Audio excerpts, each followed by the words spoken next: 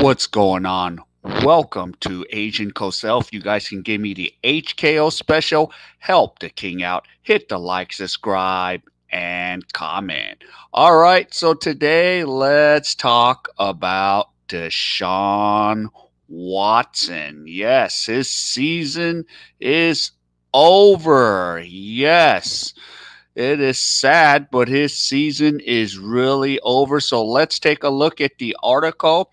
So Deshaun Watson's injury leaves Browns dead in the water through massive fault of their own.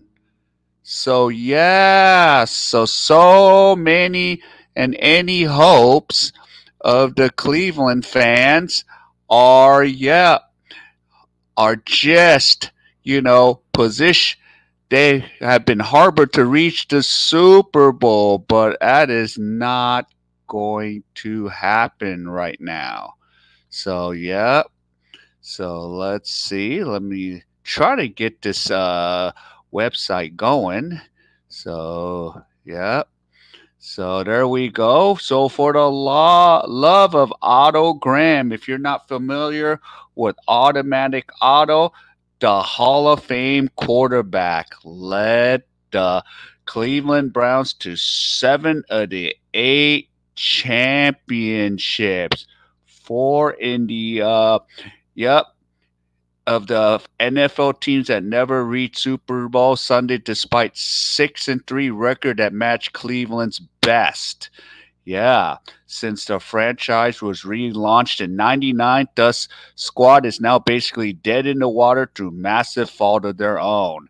So yeah, so you want to say about Watson and the folly of the 5-year fully guaranteed $230 million contract owner Jimmy has awarded to a person of many fans' empathy didn't want as a face of the franchise given his soul history in Houston. Yet Watson, uneven playing 22 once he returned from his 11-game suspension. Should have been significant red flag to have a quality arm in the bullpen. Ironically, the Browns seems to understand this perfectly well. So there's Deshaun Watson. So you're probably familiar with one Joshua Dobbs, the astronaut who remained the NFL vagabond, the one who made a case he's worth a 3-year, $40 million investment to get a shot somewhere as the number one quarterback. I see YMI, the 7th-year vet, nearly led Tennessee Titans to the AFC South crown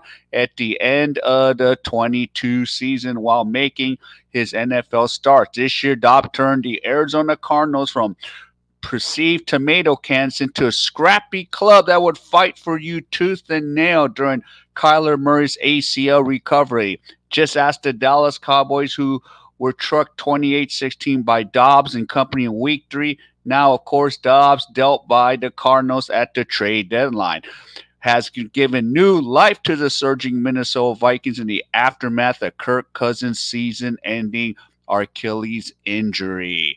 Yet it was the Browns who signed Dobbs to a 1-year, $2 million contract in March. 5 months later, they sent him to Arizona, basically a 5th-round pick after falling in love with rookie Dorian Thompson-Robinson during preseason. And here we are. So DTR was dreadful in his only start opportunity, a 3-interception performance in a 23 loss to the Ravens Week 4, but Cleveland immediately put to journeyman P.J. Walker at QB2, and he's been marginally better than Thompson Robinson. The Browns are 1-2 in games not started by Watson, and despite his physical limitations this season, the 5-1 when he's in the starting lineup. That's largely a testament to NFL's top-ranked defense, the primary reason for Cleveland's accent. So even through the campaign, the Pro Bowl Nick Chubb was lost to the season-ending injury in Week 2, and Myles Garrett and his band of disruptors may have been nasty enough to carry the rest of the roster into postseason, but maybe. But just imagine if Dobbs has remained as a plan B quarterback, or what if the Browns, who knew limited Watson, has been beaten to the Rams to Carson Wentz. So, yeah, so they could see where, the Houston Texans starting third read Casey Keenum, who drove Minnesota to the 17th championship with current coach Kevin Stefanski as his quarterback's coach. So Stefanski announced Tuesday that Wednesday afternoon, if you're going back to Thompson Run, hardly a stunner, given it to one of two viable options.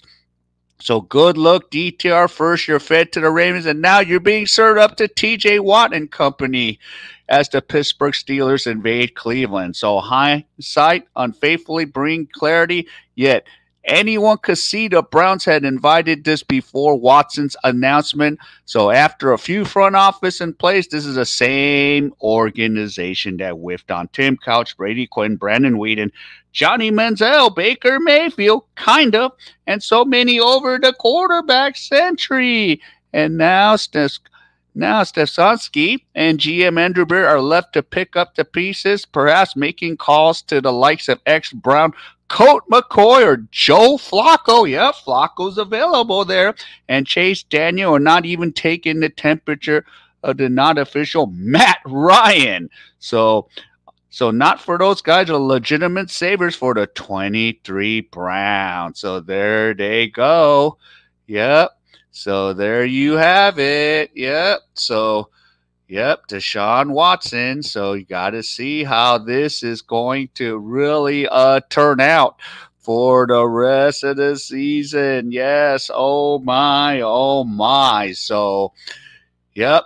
So Cleveland, they got their hands full, so they got to do something about this, or else their season is dead in the water. So that's how it's going to go. So let's stay tuned and see what happens. All right, everybody, if you enjoyed this content, please give me the HKO special. Help the king out. Hit the like, subscribe, and comment. So other than that, I will see you in my next video.